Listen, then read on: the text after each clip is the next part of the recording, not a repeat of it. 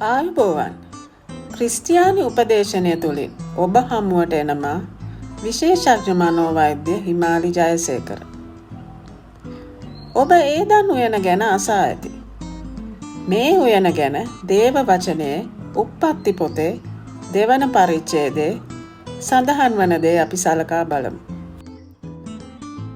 දෙවි සමිදානන් වහන්සේ පූර්ව දිශාවේ ඒදන්හි උයනක් තනා තමන් මැවූ මනුෂ්‍යයා එහි සිටවූසේක. උයන මැද ජීවන වෘක්ෂයද හොඳ නරක අවබෝධ කිරීමේ ගසද භූමියෙන් හටගන්නට සැලැස්වූසේක. ඉතින් කුමක්ද මේ ඒදන් උයන?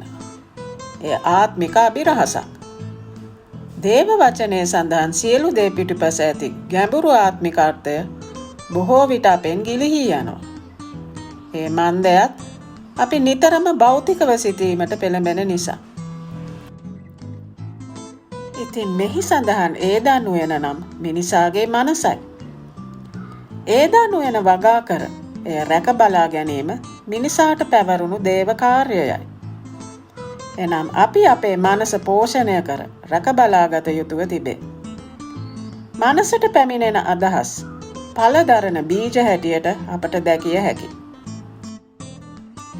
ඒදන් උයන තුල භූමියෙන් ගස් දෙකක් හටගත් බව සඳහන් වෙනවා. ජීවන වෘක්ෂය නම් සර්ව ඥානයෙන් යුත් දෙවිඳුන්ගේ ප්‍රඥාවේ වදන නම් බීජයෙන් හටගත් වෘක්ෂය. දේව වචනය අප මනස තුළ පැලකොට පෝෂණය කිරීමෙන් අපට සම්පූර්ණත්වයෙන් සහ සඵලත්වයෙන් පිරි ජීවිතයක් හිමි කරගත හැකි බව දේව වචනය කියයි. හොඳ සහ නරක අවබෝධ කර ගැනීමේ ගස නම් මිනිස් මනසේ තේරුම් ගැනීමයි.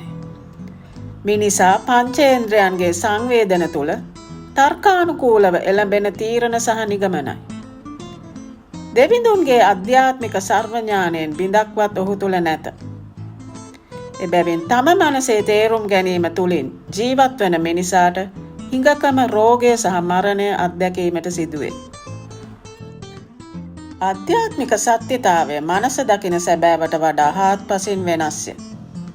නුඹේම නුවණෙහි නොපිහිටා නුඹේ මුළු සිතින් ස්වාමීන් වහන්සේ කෙරෙහි විශ්වාස කරන්න. නුඹේ සියලු මාර්ගවලදී උන්වහන්සේ සලකන්න.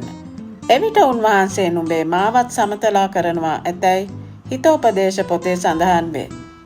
අපි මෙම සත්‍ය අවබෝධ කරගෙන ස්වාමීන්ට අපේ ජීවිතවල මුල් තැන දෙමු. ඔබ සැමට ජේසු පිහිටා.